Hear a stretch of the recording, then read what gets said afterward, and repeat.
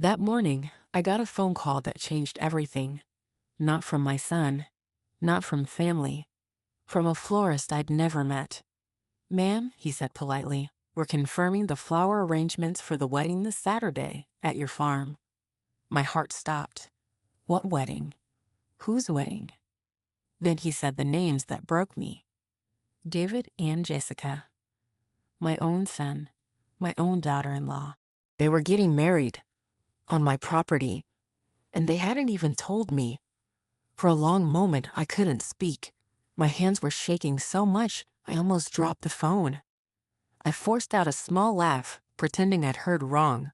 But the man continued cheerfully, talking about roses, white arches, and the 200 guests that would be arriving.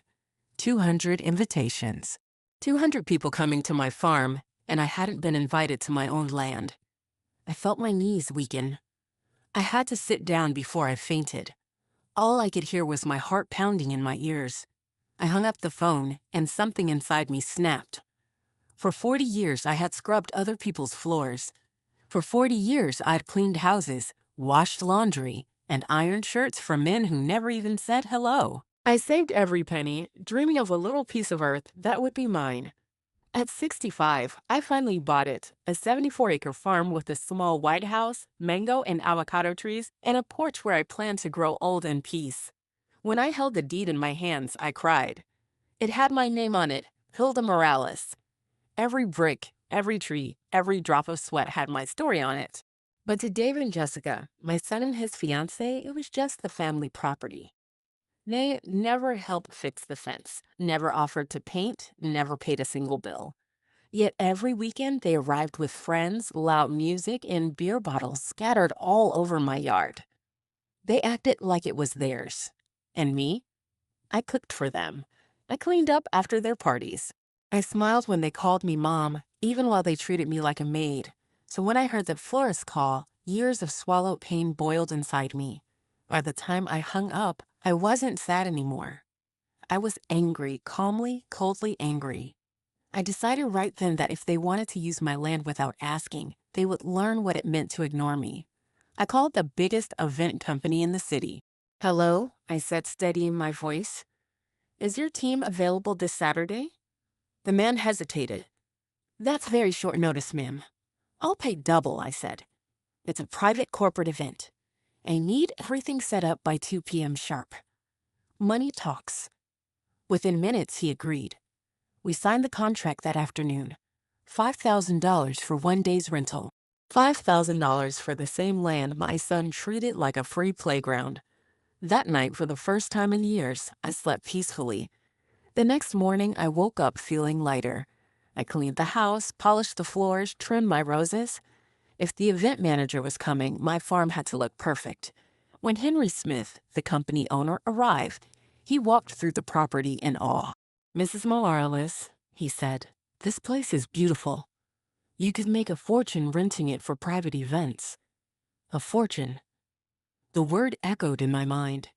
We signed the papers. He promised to arrive with his crew at exactly 2 p.m. on Saturday. And I smiled for the first time in weeks, because finally, I was taking control. Friday morning, I sat on my porch sipping coffee, feeling proud and calm when the phone rang again. This time it was Jessica, her voice frantic. "Hilda, the florist says he can't come tomorrow. He says there's another event booked on the farm. What's going on?" I bit back a laugh. "That must be a mistake, dear. Maybe they mixed up the address." "It's not a mistake," she shouted. "The caterer called too, and the sound company. They all say the same thing." "Well," I said softly, "you might want to ask David about that." She gasped. "We're coming over right now." I hung up, poured myself more coffee, and smiled. For once, they were the ones panicking. An hour later, their car appeared on the dusty road. David stormed out, his face red with anger. Jessica followed, heels sinking into the dirt. "Mom, what is this?" he yelled. "All our vendors say you rented the place for another event." "I did," I replied calmly. "A corporate event. They're paying $5,000. "You what?" David's face turned pale. "Our wedding is tomorrow," Jessica cried. We sent 200 invitations. Everyone is coming.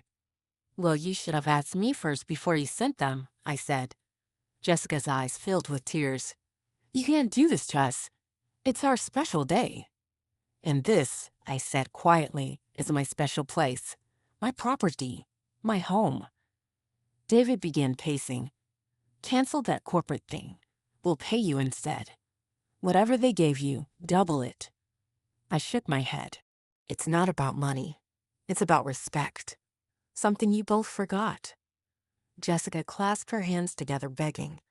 Please, Hilda. We'll help you with bills. We'll pay rent. Just cancel it. For a brief second, I almost softened. Then I remembered his voice on the phone days ago. Don't worry, Mom. It's not going to cost you anything. That sentence replayed in my head like a knife twisting. So I said coldly, it's too late. The event is confirmed for 2 p.m. tomorrow. You'll have to find somewhere else. Their faces fell. Jessica's tears turned into anger. If you ruin our wedding, you'll never see your grandchildren again. I stared at her. Then I'll miss them with a clear conscience. They left in a storm of dust, shouting that I'd regret it. But I didn't feel regret. I felt power. That night, I couldn't sleep, not from worry, but excitement. Tomorrow would be the day they learned that I wasn't invisible. At dawn, I dressed in my nicest wine-colored dress, styled my gray hair, and put on my mother's pearl earrings. I looked in the mirror and whispered, Today, you are not their housekeeper. You are Hilda Morales, the owner. By 8 a.m., the phone rang again. It was my neighbor, Irene. Hilda, everyone in town says you canceled David's wedding. I didn't cancel anything, I replied. They just planned it on my farm without asking. But 200 guests are coming, she said, shocked. What will they do now? They'll learn, I said softly, that every home has an owner. By 10 a.m., trucks began to arrive. The florist, the caterer, the DJ, each one confused. They stopped at the gate, staring at the signs Henry's team had placed private corporate event, authorized personnel only. One by one, they came to the porch asking questions. Ma'am, where do we unload the flowers for the wedding? There's no wedding here today, I replied calmly. The caterer blinked. But they paid for 200 plates. Then they'll have to serve them somewhere else, I said, sipping my coffee. By 11 a.m., Henry's crew arrived, 25 workers in black uniforms. In an hour, my garden transformed into something out of a magazine. Round tables with white cloths, elegant centerpieces, a stage with a big screen. Henry beamed. Mrs. Morales, your property is perfect. If you ever want a monthly contract, call me. A monthly contract. The words thrilled me. Maybe my land could give me something I'd never had, financial freedom. At noon, the first confused wedding guests started showing up. Cars filled the driveway. Women in glittering dresses, men in suits, all holding gifts and looking lost. They walked up to me politely. Excuse me, ma'am. Do you know where David and Jessica's wedding is? I smiled kindly. Not here, dear. This farm is rented for a corporate event today. Their faces twisted in confusion. But the invitation has this address. Then you'll have to ask the bride and groom, I said. One by one, they gathered outside the gate murmuring. Some called on their phones. Others looked toward the house in disbelief. At 2 p.m. sharp, Henry's executives arrived in sleek cars. 50 people in tailored suits greeted me with handshakes and smiles. Mrs. Morales, thank you for allowing us to use your beautiful farm. And while they enjoyed their lunch and presentations in my garden, I sat on the porch like a queen, waiting. Then, from far down the road, I saw a long line of white cars covered in ribbons. The wedding procession. My heart raced, not from fear, but from anticipation. The main car stopped at the gate. David stepped out in his tuxedo, his face pale and furious. Jessica followed, radiant in her ivory gown, until she saw what awaited her. Instead of flower arches, there were business banners. Instead of love songs, there were microphones and corporate speeches. This can't be happening, she screamed. Our wedding, our guests, everything. David marched toward the porch. Mom, you have to stop this right now. I rose slowly, smoothed my dress, and faced him. "Good afternoon, David," I said calmly. "You look handsome." "Mom, please," he begged. "We have 200 guests. The church is waiting. Jessica's family flew in from out of town." I tilted my head. "What a shame you didn't think of all that before using my land without asking." Jessica clutched her veil, eyes red with tears. "Hilda, I'll give you $10,000, $20,000. Whatever you want, just cancel this event." I looked her straight in the eyes. "This isn't about money. It's about respect." David's voice cracked. "We're your family." "And I said, am your mother, not your servant." From behind me, Henry approached, smiling politely. "Mrs. Morales, our clients are very pleased." David turned on him. "Get out of here. This is a wedding venue today." Henry blinked. "Sir, I have a signed contract." The owner confirmed the event. David froze. Jessica gasped. For the first time, they realized the truth. They had no control here. Guests began to gather, whispering. The music of the corporate event played in the background. Father Thomas, the priest, arrived, looking confused by the scene. He approached me gently. "Mrs. Morales, can we talk?" I told him everything. The disrespect, the unasked wedding, the years of being treated like a maid. He nodded slowly. "You deserve respect, my dear.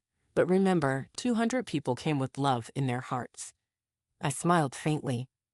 "Then perhaps they'll leave with a lesson in respect too, Father." He sighed, realizing I wouldn't bend easily.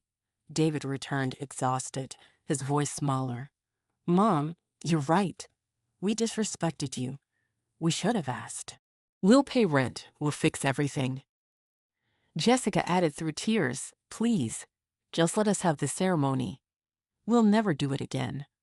For a second, I looked at them, my son and his bride, humbled, dirty from the road, surrounded by chaos. Then I felt something new, power mixed with peace. They were finally learning what I had been trying to say all along. But they still had one more lesson to learn. Because what I said next would change everything, for them, for me, and for everyone watching. They still had one more lesson to learn. Because what I said next would change everything, for them, for me, and for everyone watching. I looked straight at my son, then at Jessica in her white dress. My voice was calm, but every word carried the weight of 40 years of silence. "Since you didn't ask permission to use my farm," I said, "you're going to learn what asking really means." They both stared at me like children caught stealing cookies. David's lips trembled. "Mom, what do you mean?" "I mean," I answered, "that I will decide whether this wedding happens or not." "Not you. Not the florist. Not the DJ. Me." Jessica's face went pale. "You can't control everything." I smiled. "Watch me." The air grew heavy. The guests outside shifted nervously, not sure what was happening. The executives from the corporate event were glancing toward us, whispering to each other. Even Father Thomas looked unsure whether to pray or to run. Then, to everyone's surprise, I took a deep breath and spoke softly. "You both think love is enough, but love without respect dies fast. So here's what will happen. You will sit down and listen." They obeyed. Maybe it was the tone of my voice, maybe the realization that I wasn't the same quiet woman they used to boss around. I told them about every humiliation I had endured, the weekends they arrived unannounced, the parties that left my home in ruins, the times they treated my house like a restaurant. Jessica covered her face with her hands. David stared at the floor.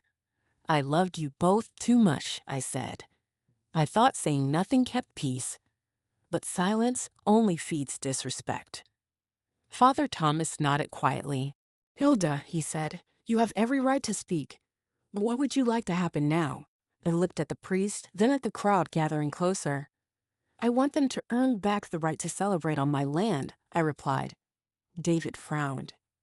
"Earn it how?" "By showing everyone here that you understand what you did." Jessica's voice cracked. "We do understand. We're sorry." "Not yet," I said. "You'll understand when you act differently." Henry, the event planner, approached carefully. "Mrs. Morales, our executives have noticed the situation. They ask if there's anything they can do to help." That simple offer made me pause. These strangers were showing more kindness than my own family had shown me in years. Tell them I appreciate it, I said. They can continue their meeting. Everything will be fine. He nodded and left, but his curiosity lingered in his eyes. David ran a hand through his hair. Mom, please, tell us what you want. We'll do it. That was the first honest sentence I'd heard from him in years. Fine, I said. Let's start with honesty. Tell everyone here what you did. He blinked. What do you mean? Tell them you sent out 200 wedding invitations with my farm's address without asking me. He froze. Jessica gasped. Mom, not in front of everyone. Exactly in front of everyone, I interrupted. Because the disrespect was public. The apology should be public too. The priest cleared his throat. That is fair. David's face turned red, but slowly he stood. He looked at the group of wedding guests staring from the gate. My mother didn't know about the wedding, he said quietly. It was our mistake. We planned everything without her permission. Gasps echoed among the guests. Jessica's relatives whispered to each other. I watched him struggle for words, and for the first time, I saw my son not as the bossy grown man he pretended to be, but as the boy who used to hide behind me when thunder scared him. Maybe deep inside, he was still that child who needed guidance. Jessica's mascara had begun to run down her cheeks. Mrs. Morales, she said softly, we've been selfish. We used your home as if it were ours. I'm so sorry, her voice broke. And for a moment, even I felt my anger melt a little. The crowd murmured again, some people nodding. Father Thomas looked relieved. I took a deep breath. Apology accepted, I said. But actions speak louder than words. So here's my decision. Everyone leaned closer. Even the corporate guests seemed to forget their meeting. The corporate event will continue until 4:30, I said. After that, if you still want to get married here, you can. But under my rules. David blinked. Your rules? Yes, I said. Rule 1, you'll pay monthly rent if you ever use this property again. Rule 2, you'll announce publicly that I am the owner and hostess. Rule 3, I'll give a speech during the toast explaining exactly how this day happened. The silence that followed was deafening. Jessica shook her head slowly. You can't do that. People will think we're terrible. I looked at her steadily. Then maybe you shouldn't have done terrible things.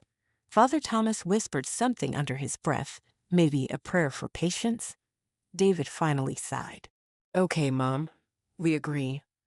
We accept all your rules. Jessica looked horrified. David. He turned to her gently. He's right, Jess. We did this. We should face it. Tears filled her eyes again, but she nodded. I stood up and extended my hand. Then it settled. You'll have your wedding, and I'll have my respect. We shook hands like business partners signing a deal. Henry returned, smiling politely. Mrs. Morales, my client said they can finish early if we adjust the schedule. They're willing to end by 4:30. Perfect, I said. Tell them they're welcome to stay for the wedding afterward. Free of charge. His eyes lit up. That would be wonderful publicity for our company. He hurried back to organize everything. As he left, David sat down on the porch steps, looking exhausted. Mom, I can't believe this is happening. Believe it, I said gently. It's called consequences. I learned about them cleaning other people's houses. Now you're learning them in front of 200 people. He let out a shaky laugh. You're tougher than any boss I've ever had. I had to be, I replied softly. Otherwise, the world would have walked all for me. For a few minutes, we sat in silence, the sounds of the event echoing behind us. Soft jazz, clinking glasses, laughter. It was peaceful, almost surreal. At 4:15 p.m., the executives finished their presentations. Henry approached again. Mrs. Morales, we're wrapping up. Would you like us to leave everything set up for the ceremony? Yes, I said. Just change the stage lights to warm tones. This evening will be special. By 4:30, the corporate guests applauded, shook my hand, and several even congratulated me. "Your story is inspiring," one woman told me. "You remind me of my own mother." I smiled politely. "Thank you." Mothers work hard. We just want respect. As the last executive cars rolled out, the sun began to lower, painting the sky gold. The wedding guests slowly returned, murmuring that maybe, after all, the wedding would happen. I looked at the chaos transforming into order. My roses glowed in the sunlight. My garden shimmered like a dream. Father Thomas gathered his Bible, preparing for the ceremony. Jessica's makeup was fixed, her dress brushed clean. David straightened his tie and looked at me nervously. "Mom, thank you for letting us do this." "Thank me by remembering what it took to get here," I said. At 5 p.m., Father Thomas raised his hand. "Dearly beloved," he began, and the soft music started. The ceremony was simple, beautiful, emotional. The guests cried, the children laughed, the golden light made everything glow. But I wasn't thinking about flowers or vows. I was thinking about what came next, my speech. That was going to be my final lesson. When Father Thomas said, "You may kiss the bride," the crowd erupted in applause. It was a relief for everyone. After all the chaos, there was finally joy. But the moment wasn't over. Henry, who had stayed as promised, handed me a wireless microphone. "Mrs. Morales," he whispered, "it's time for your toast." I nodded, feeling my heart race. I walked to the center of the garden. 200 people quieted instantly. The sunset bathed everything in gold. The tables, the trees, the faces looking up at me. I held the microphone with both hands. "Good evening," I began. "I'm Hilda Morales, mother of the groom and owner of this beautiful farm." Applause broke out, warm and polite. I smiled but continued. "I want to thank you all for being here today. You see, this wedding almost didn't happen. In fact, I only found out about it 3 days ago." The crowd went silent. I learned about it from a florist who called to ask about decorations. "Imagine my surprise," I said softly, "when I realized 200 invitations had been sent out with my address and no one had asked me." A ripple of murmurs spread through the guests. Jessica lowered her head. David's eyes glistened. "I worked 40 years to buy this farm," I continued. 40 years cleaning other people's houses. I dreamed of this land, of peace. But for 5 years, I've been treated like a housekeeper in my own home." The crowd listened in total silence. Even the birds seemed to stop singing. "So when I found out about this wedding," I said, "I decided to remind my son and his wife that love without respect means nothing." I could feel my voice trembling, but I didn't stop. I rented the farm that same day for a corporate event. They showed up ready for their wedding, but this place was already booked by its owner. Guests filled the garden. I didn't do it to be cruel. I did it to teach a lesson. Respect isn't optional, even for family. People began nodding, murmuring words of agreement. One elderly woman near the front wiped her eyes. "And yet, here we are," I finished softly. Because family can also learn, change, and grow. And when love and respect walk together, miracles happen like this wedding. Applause thundered. It wasn't just polite, it was emotional, grateful, full of admiration. David came to me with tears in his eyes, hugging me tightly. "I'm so sorry, Mom. You were right." Jessica followed, crying too. "Thank you for saving our wedding and for saving us from ourselves." The music rose again and people began dancing.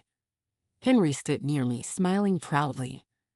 "Mrs. Morales," he said, "I've seen hundreds of events, but never one like this. You turned chaos into beauty." I chuckled. "That's what mothers do, Henry. We fix what others break." He handed me a business card. "If you ever want to rent this place again, call me. You have a talent for leadership." I took the card and slipped it into my purse. For the first time, I felt something new, freedom. As the night grew darker, laughter filled the air. The corporate lights still twinkled in the trees, blending with fairy lights from the wedding. People toasted again and again, but this time they toasted not only to love, but to respect. And I sat quietly on my porch watching the celebration, feeling something deep and warm inside. Not pride, not revenge, something better. Peace. When the last song ended and the guests began to leave, David approached me one last time. "Mom, from now on, we'll pay monthly rent, like we promised. You'll always have the final say." I smiled. That's all I ever wanted, to be asked, not ignored. He kissed my forehead. "I love you, Mom. I love you too, son. But never forget, love and respect walk hand in hand." That night, as the moon rose over my quiet farm, I realized something beautiful. Respect isn't something people give you out of kindness. It's something you claim when you finally decide you deserve it. And I, Hilda Morales, had finally claimed mine. But I didn't know then that this wedding and that speech would change my entire life again just a few months later. Because the next phone call I received would open a new door I never saw coming. Because the next phone call I received would open a new door I never saw coming. It came 3 days after the wedding. I was still exhausted, my legs sore from standing, my heart full from all that had happened. The phone rang early in the morning, just as I was watering the roses outside. I almost didn't answer. I thought it was another curious neighbor calling to gossip about the most dramatic wedding in town, but it wasn't. "Good morning, Mrs. Morales," said a familiar voice. "This is Henry Smith from Premium Corporate Events." I smiled immediately. "Henry, I hope your clients enjoyed their meeting." "They did," he said. "In fact, they can't stop talking about it. They told me your farm was the most peaceful and charming venue they've ever seen. They even mentioned how impressed they were by you, your story, your strength." I laughed softly. "Well, I didn't plan to make an impression. I just wanted to survive the day."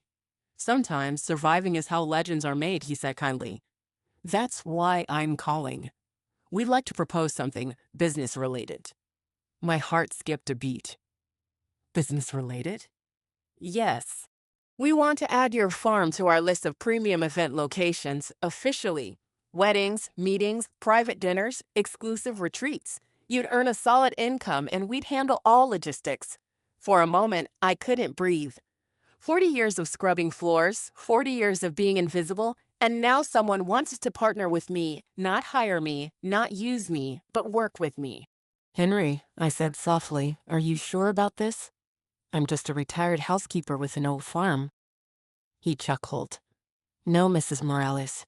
You're a businesswoman who understands value better than anyone I've met." His words stayed with me long after I hung up. That afternoon, he came to the farm with papers, proposals, and plans. He was full of ideas: lighting for night events, tented spaces for outdoor dinners, professional landscaping for photography. And when he asked what name I wanted on the contract, I smiled proudly. The Morales Estate. That evening, I sat on the porch with a cup of tea, staring at the sunset. I thought about how everything had changed in 1 week. I had gone from being a silent mother in the background to being the owner of a thriving property. I whispered to myself, "It's never too late, Hilda. It's never too late." The next few months felt like a dream. Henry's company brought event after event: corporate galas, garden dinners, small private weddings. Every weekend, the farm was alive again. I watched people laugh under the same mango trees I'd planted years ago. I saw couples dance on the porch I'd built with my savings. And every time I received a check, I remembered every mop, every bucket, every backache. All of it suddenly made sense. The town started talking, of course. "Did you hear about Hilda's farm?" people whispered at the market. "It's now the most exclusive venue in the county."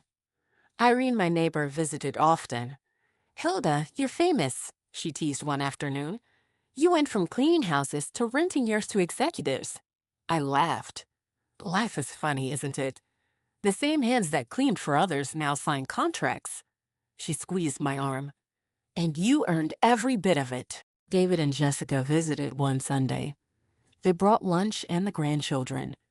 The children ran through the garden chasing butterflies, their laughter echoing through the yard. David handed me a small envelope. "Mom, here's this month's rent. And something extra. For maintenance." I smiled. Thank you, son. You didn't have to. Yes, I did, he said quietly. You were right about everything. Respect doesn't come free. Jessica nodded. And we'll never forget what you taught us. Our kids will know that too. I felt tears prick my eyes, but they were warm, happy tears. We ate together at the big table on the porch. For once, I didn't serve anyone. They served me. Jessica cleared the dishes, David wiped the table, and the grandchildren watered the plants. And I just sat there, sipping my coffee, smiling at the sight. This was the peace I had dreamed of. Later that night, when the family left, I stayed outside watching the stars. The same porch that had seen my pain now witnessed my joy. I whispered a quiet thank you to God, not for revenge, but for wisdom. Because life had shown me that sometimes we must lose peace for a while to find real dignity. Weeks turned into months. The Morales estate became known throughout the region. People booked months in advance. Photographers loved the natural light. Companies praised the privacy, and wedding planners called it a hidden gem. Henry's team handled everything, but he always made sure to stop by my porch and share updates. You know, Mrs. Morales, he said one afternoon, you could expand, add a guest house or two, maybe even host weekend retreats. Retreats? I laughed. At my age? Exactly at your age, he said with a wink. You have stories, wisdom? People would pay to listen to you talk about life. I shook my head, smiling. Maybe one day, Henry. For now, I just want my peace. But deep inside, I knew he was right. One day, a letter arrived in the mail. It was from a magazine called Southern Homes and Gardens. They wanted to feature my farm in their Women Who Built Their Dreams issue. I almost dropped the envelope. Me? In a magazine? The next week, a photographer and writer came by. They took pictures of the garden, the house, and even of me, standing on the porch holding a basket of fresh flowers. The article came out a month later with the title, From Housekeeper to Landowner, The Unstoppable Spirit of Hilda Morales. People started recognizing me at the store. Some even asked for advice. Hilda, one woman said, how did you find the courage to stand up for yourself? I told her the truth. I didn't find courage. I built it one day at a time. Every time I looked around my land, I felt proud. The mango trees were heavy with fruit. The porch shone in the morning light. The white paint of the house glowed like peace itself. But what made me happiest wasn't the money or fame. It was the respect, the quiet, unspoken respect that surrounded me now. David never made another decision without asking. Jessica sent me event schedules weeks in advance. And when the grandchildren ran across the yard, they shouted, Grandma's farm! Not Mom and Dad's place. Not the family land. No, Grandma's farm. That meant everything. 6 months after the wedding, Henry came again, this time with champagne. To celebrate our first half year of partnership, he said proudly. He poured us each a glass. To new beginnings, he toasted. To late beginnings, I corrected him, smiling. Because some of us start over when the world thinks we're done. He laughed. That's exactly why people love you, Mrs. Morales. As the months passed, I received invitations from women's groups and community centers asking me to speak. They wanted me to tell my story, how I stood up for myself, how I turned my pain into power. The first time I stood in front of an audience, I was nervous. My hands shook, just like they had the day the florist called me. But as soon as I began to speak, the fear disappeared. I told them everything, the 40 years of cleaning, the humiliation, the forgotten invitations, the fight for respect, and the wedding that changed everything. When I finished, the whole room stood and applauded. Some women had tears in their eyes. That's when I realized my story wasn't just mine anymore. It belonged to every woman who had ever been taken for granted. Now every week, I receive letters from people I've never met. A woman from Texas wrote, "You gave me courage to tell my grown children no." A man from Florida said, "Your story reminded me to call my mother and thank her." Sometimes I sit on my porch with those letters spread across my lap, reading them one by one, smiling through tears. All I ever wanted was to be respected by my family. And somehow, I ended up respected by the whole town. maybe even the whole world. But the best part? Peace. Every night, I light a candle and whisper a prayer. For my son, my daughter-in-law, my grandchildren, for all the mothers who feel unseen. I thank God for giving me the strength to speak up and for teaching me that respect, once earned, never leaves. One afternoon, David came alone to visit. He looked around the property, admiring the gardens. "Mom," he said softly, "remember the day I yelled at you? The day I told you to cancel the corporate event?" I nodded. "I remember every word." He took a deep breath. "I've thought about that day every single week since then. It was the day I finally grew up." I smiled gently. It was the day I finally stopped being afraid. We both laughed quietly. He reached for my hand and squeezed it. "You taught me the meaning of respect, Mom, not just for you, for everyone." My eyes filled with tears. "And you taught me that it's never too late to teach." Later that evening, Jessica called. "Hilda," she said, "I wanted to tell you something. We're expecting another baby." My heart leapt with joy. "That's wonderful news." "And we want to name her after you," she added softly. "If it's a girl, we'll call her Hilda." For a few seconds, I couldn't speak. Tears rolled down my cheeks. "That's the greatest honor you could give me," I whispered. When I hung up, I cried again, but they were tears of gratitude this time, the kind that heal instead of hurt. That night, I stepped out onto my porch one last time before bed. The moonlight touched the fields. The wind moved softly through the trees. I thought about all the years I had worked, all the tears I had hidden, all the dreams I had postponed. And then I smiled, because finally I was living on my own terms. It's been a year since the wedding now. The Morales estate continues to grow. I have a waiting list for events, and my weekends are always booked. Sometimes I walk through the property, touching the old trees, whispering to them like old friends. This is what we fought for, I tell them. This peace, this freedom. The mango trees sway gently as if they understand. If someone told me 10 years ago that I'd be running a successful business at 70, I would have laughed. If someone told me my son would one day call me for advice instead of giving me orders, I would have said impossible. But life has a funny way of turning pain into purpose when you finally stand up for yourself. And that's exactly what I did. So if you're listening to the story, maybe you need to hear what I learned. You're never too old to start over. You're never too small to be respected. And you're never too late to take back your life. Because the moment you say enough is the moment your real story begins. I'm Hilda Morales, a woman who spent 40 years cleaning other people's dreams until the day she decided to build her own. And now, every time I watch the sun rise over my land, I know that this is the life I was meant to live. My farm, my peace, my respect, my story. And if anyone ever asked me what it took to get here, I'll just smile and say it took one phone call, one lesson, and a lifetime of love that finally learned how to say no. It took one phone call, one lesson, and a lifetime of love that finally learned how to say no. But I didn't know then that another chapter was waiting for me, one I never planned to live. Because just when I thought my story had settled into peace, life decided to surprise me again. It started with a letter. A simple white envelope with no return address. Inside was a short message written in neat handwriting. "Dear Mrs. Morales, my name is Samuel Carter. I believe we met years ago when I was a child. My mother used to work with you. I recently learned that my company rented your farm for an event. I'd love to meet you in person. Sincerely, Samuel." I stared at the name for a long time. Samuel Carter, the boy who used to wait in the corner of the rich family's kitchen while his mother and I cleaned their house. He was maybe 12 when I last saw him. Always quiet, polite, curious.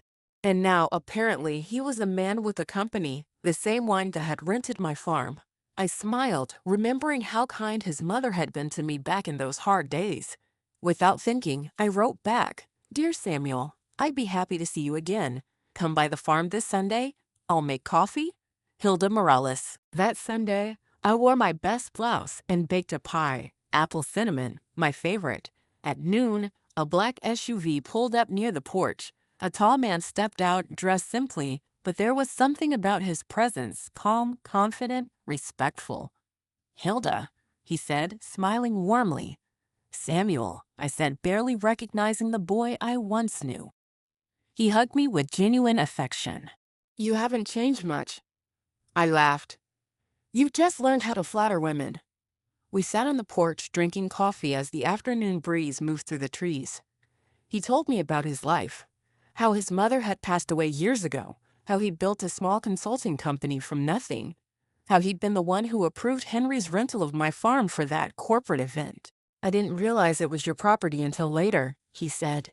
"When I saw your name on the invoice, I couldn't believe it. I remembered you cleaning floors next to my mom. And now here you are, the owner of this paradise." I smiled softly. "Life has a funny way of turning circles, doesn't it?" He nodded. "Yes, but not everyone finishes the circle the way you did." We talked for hours about life, hard work, faith, loss. He told me he'd never forgotten how his mother used to talk about me. She'd say, "Hilda's the kind of woman who turns pain into strength." She admired you. I felt tears prick my eyes. "Your mother was a good woman. We used to share sandwiches when the bosses weren't looking." He chuckled. "She would have been proud of you." When he left that afternoon, he handed me his card. "If you ever need anything, anything at all, call me." I tucked it into my pocket, not knowing that I'd soon have a reason to. 2 weeks later, disaster struck. A summer storm rolled through town. Heavy rain, roaring winds, thunder that shook the windows. At dawn, I walked outside to find one of my old mango trees split in half. The trunk cracked, branches scattered across the ground. My heart broke. That tree had been one of the first I planted when I bought the farm.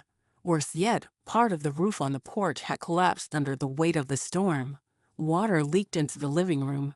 For the first time in a long while, I felt helpless again. I didn't have the strength to climb, fix, or rebuild. Then I remembered Samuel's card. He answered on the second ring. "Mrs. Morales, are you okay?" "The storm hit the farm," I said quietly. "I don't even know where to start." "Don't move a thing," he said. "I'll be there in an hour." True to his word, an hour later, his truck rolled into the driveway, filled with tools and workers. He stayed all day, directing the repairs, covering the roof, cutting fallen branches. He didn't let me lift a finger. By evening, everything was stable again. I made him dinner as thanks, chicken stew with cornbread. When he finally sat down to eat, soaked and tired, I said, "You didn't have to do all this." He smiled. "He took care of others for 40 years. Let someone take care of you for once." Over the next few months, Samuel visited often, sometimes to check on the repairs, sometimes just to share coffee and conversation. He'd bring small gifts, a book fresh brought from town, flowers for my porch table. It wasn't romantic in the beginning, just kind. But slowly, something started to grow.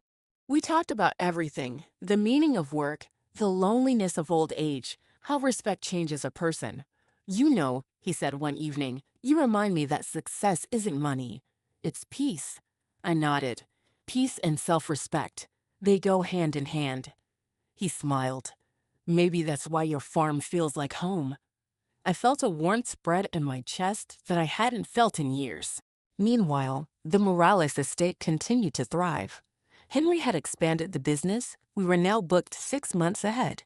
Every event ran smoothly. Every guest left happy. People started calling me Madame Morales. It made me laugh. After all, I was still the same woman who used to sweep office floors. But I'd earned that title. David and Jessica kept their promises too. They called me weekly, visited often, and never made plans without asking. Jessica's pregnancy was going well, and she often came to rest in the garden while the kids played nearby. "Mom," David said one day, "we're thinking of building a small guest house near the north fence.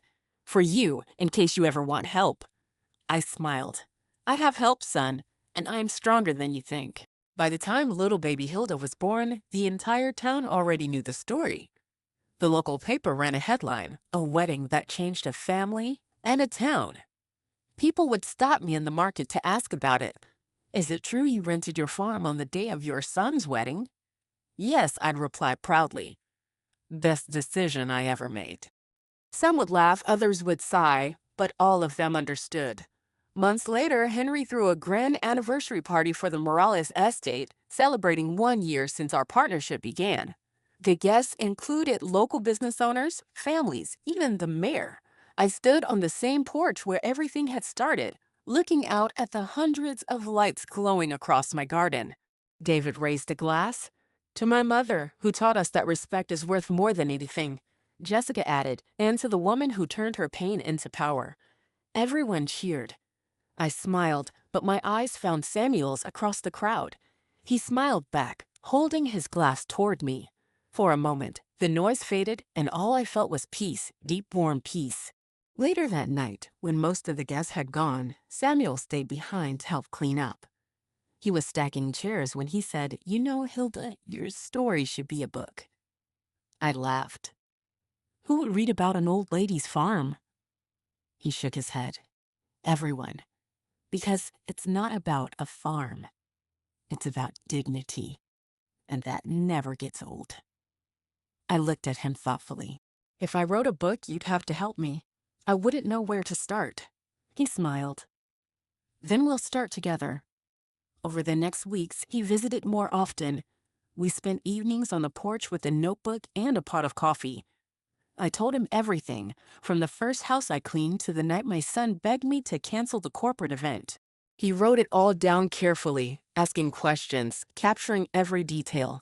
It felt strange at first, hearing my life spoken aloud, but it also felt right. Every word was like a stone being lifted off my heart. When we finished the first draft, he said quietly, "You know, this isn't just your story.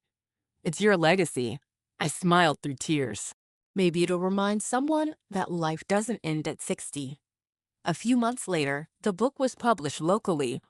It was called The Housekeeper's Farm. The cover showed my white farmhouse and a single line of text, a true story about respect, love, and second chances. I never imagined how people would react. Women wrote letters from all over the state. Some sent flowers. Some called the farm just to say thank you. Even television reporters came asking to interview the woman who rented her farm on her son's wedding day. I laughed each time. I didn't do it for fame. I did it for peace.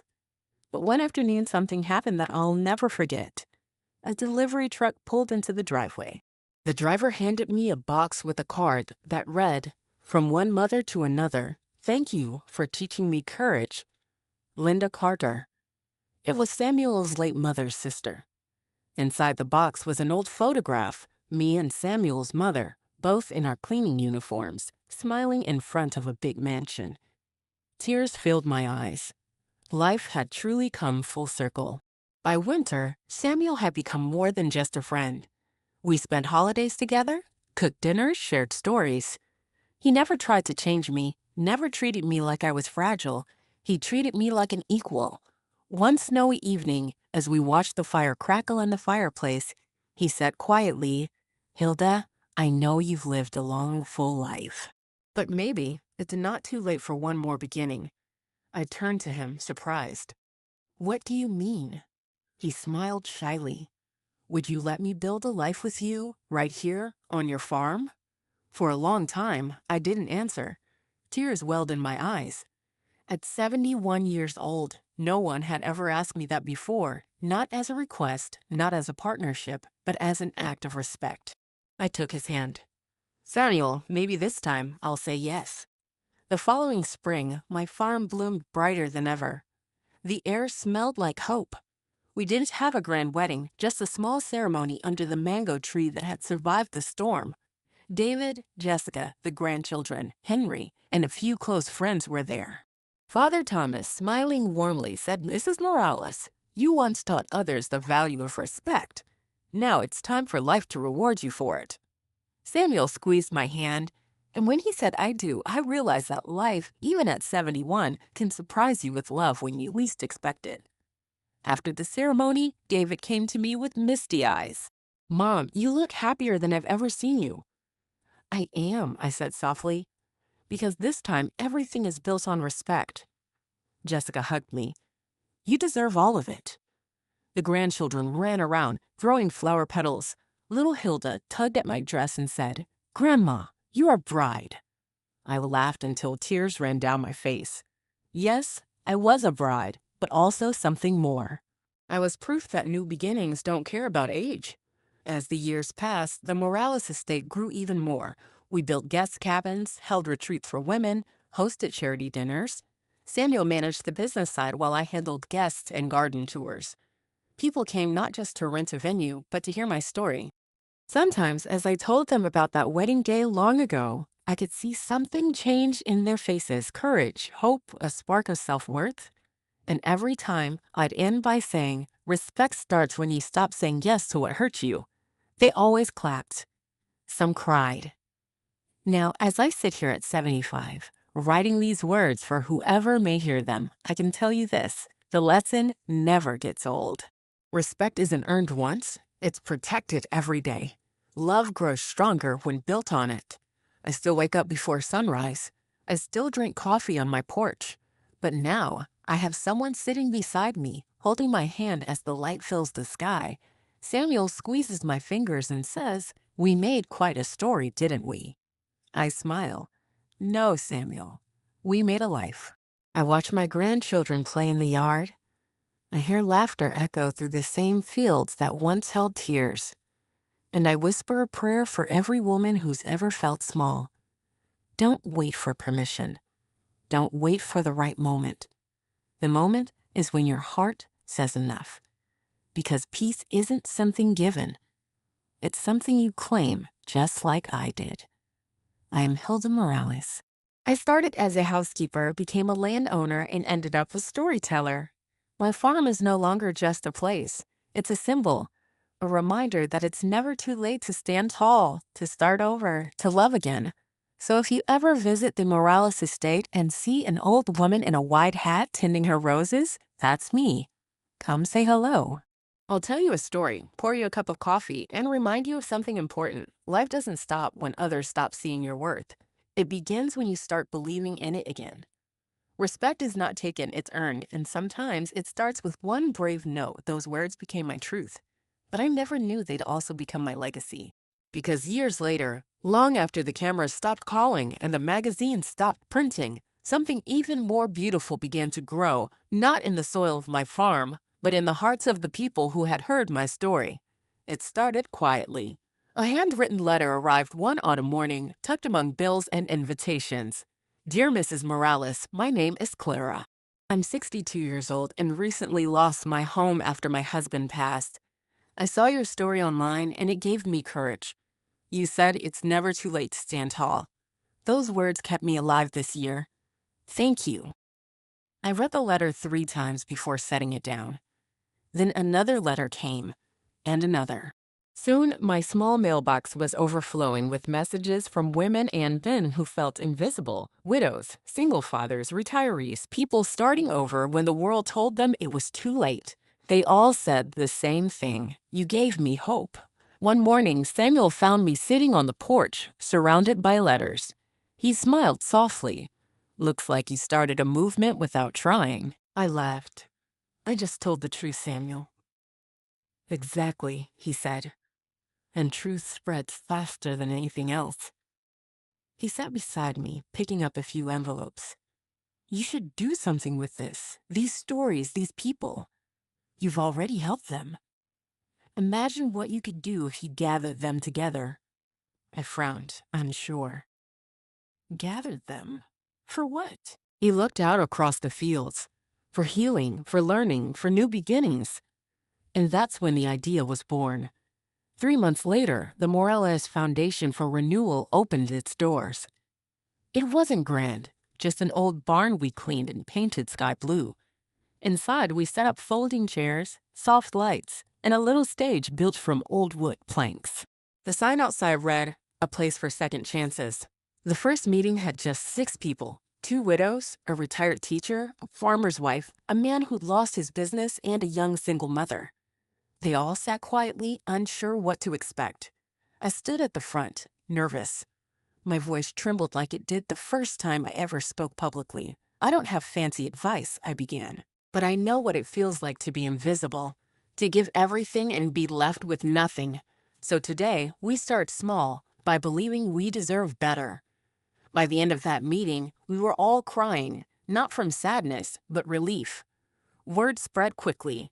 By spring, we had 40 regular members. Then 100 people came from nearby towns, sometimes from other states.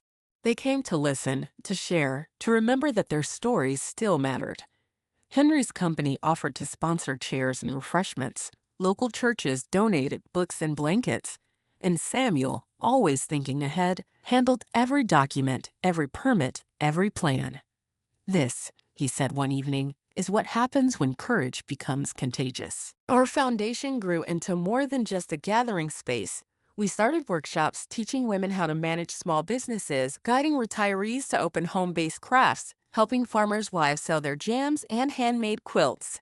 I taught them what I knew best: hard work, self-respect, and the power of saying no. Every week, new faces appeared.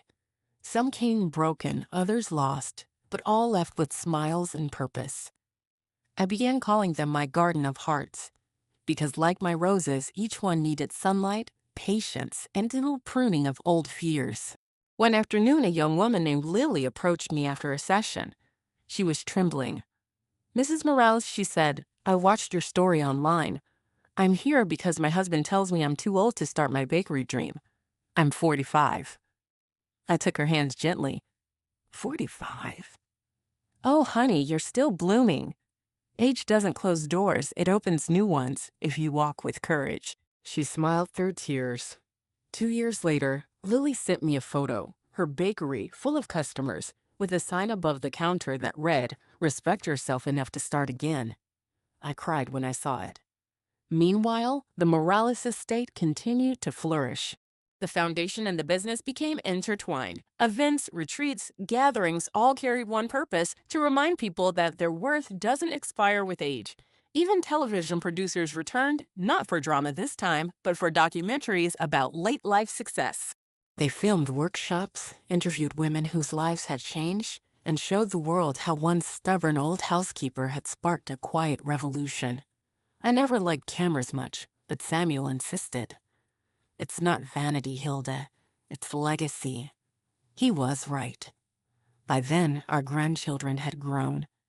Little Hilda, now 7, followed me everywhere, always curious.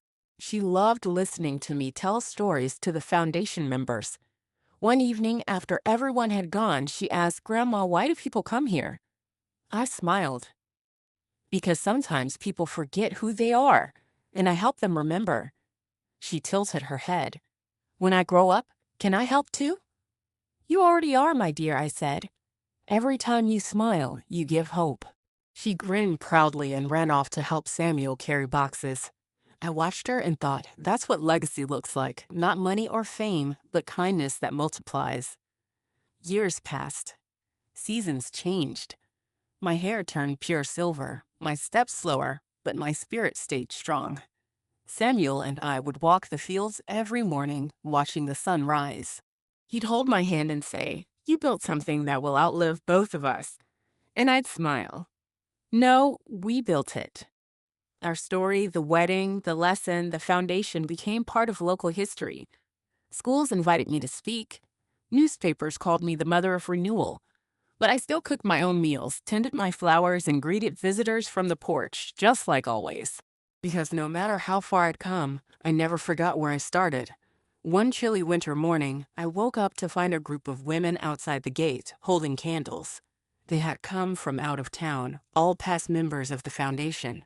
"We came to thank you," one said softly, "for giving us a reason to stand tall." They had brought a plaque, beautifully carved, with golden letters that read, "In honor of Hilda Morales, who taught us that respect is the root of every new beginning."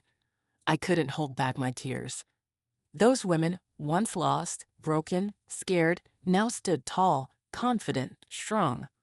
That day, I realized I didn't just save my own dignity. I helped hundreds find theirs. When spring came again, the air was filled with laughter and blossoms. Our farm hosted its 100th event. Guests came from across the country to celebrate. David stood on stage beside me. His hair was turning gray now, too. "Mom," he said proudly, "this land started as your dream. Now it's our family's legacy," Jessica added, "and your lesson lives in us. Every decision we make starts with respect." The audience clapped, cheering my name. But I only smiled, my heart full, because I knew it was never about fame. It was about peace. After the event, I sat alone on my porch, watching the sunset. The sky turned pink and gold, just like the day the corporate event changed my life. Samuel joined me holding 2 cups of tea. "Do you ever miss the quiet days?" he asked. I laughed. "These are quiet. It's just that the silence now is full of meaning." He nodded, understanding. "You turned pain into purpose, Hilda. That's rare." I sipped my tea and whispered, "It's what women do, Samuel. We turn what breaks us into something that feeds the world." That night, I couldn't sleep. Memories drifted through my mind, David's angry face years ago, Jessica's tears, my trembling hands as I took that first stand. Then I remembered something my father once told me when I was a girl. Courage doesn't mean you don't feel fear. It means you do what's right even while you're afraid. And that's what I had done, all along. The next morning, the foundation team surprised me. They'd gathered everyone, family, members, townspeople, under the old mango tree. There was a new sign, covered with a white cloth. When they unveiled it, my heart stopped. It read, "The Morales Renewal Center, dedicated to the woman who taught the world that it's never too late." For the first time in my life, I was speechless. Samuel hugged me tightly. "This isn't just your farm anymore," he whispered. "It's a sanctuary." I wiped my tears and whispered back, "Then let it always stay open for those who've lost their way." As the years went by, I slowed down. I stopped giving speeches. I let younger voices carry the message forward. But every Sunday morning, I still sat on my porch reading letters from people across the world. Some from strangers, some from families I'd met, all saying the same thing. "Your story gave me courage." And each time I smiled and thought, that's all I ever wanted, to give courage. On my 80th birthday, the family threw a celebration at the foundation. There were banners, music, flowers, and more people than I could count. David handed me the microphone. "Mom, you taught us to never settle for disrespect, to live with pride. Today, we celebrate the woman who changed our family forever," Jessica added, "and changed this whole town." Everyone clapped, tears shining in their eyes. I looked out at the crowd, my family, my friends, women I had helped, children I had held, and I said simply, "Respect begins with believing you deserve it. Thank you all for believing with me." Now, years later, when I sit by the window watching the sun rise over the fields, I often think about that first phone call, how it led to all of this, the pain, the lessons, the love, the legacy. One small act of courage grew into something I could never have imagined. If you visit the Morales Renewal Center today, you'll still see my porch, my rocking chair, my roses blooming by the gate. And on the wall near the entrance, engraved in brass, are the words I left for everyone who walks through those doors. "Respect yourself first. The world will follow." Sometimes people ask me, "Mrs. Morales, if you could go back, would you change anything?" I smile. Not a single thing. Because every heartbreak, every tear, every no led me right here to peace. Then I look out at the mango trees swaying in the sunlight and whisper, "Thank you, God, for the second chances." When I'm gone one day, I hope they remember not my story, but the lesson behind it, that you're never too old to rise, to rebuild, to love again. Because life isn't about what you lose, it's about what you find when you finally stand up for yourself. I am, and will always be, Hilda Morales, a woman who said no once and built a lifetime of yes afterward. A woman who found her worth not in others' eyes, but in her own. A mother, a friend, a teacher, and above all, a believer in respect and love and the power of beginning again. If this story warmed your heart, hit like, subscribe, and turn on the bell so you never miss our next story. Tell us in the comments what part of Hilda's journey inspired you most, because your words could be the reason someone else finds hope today.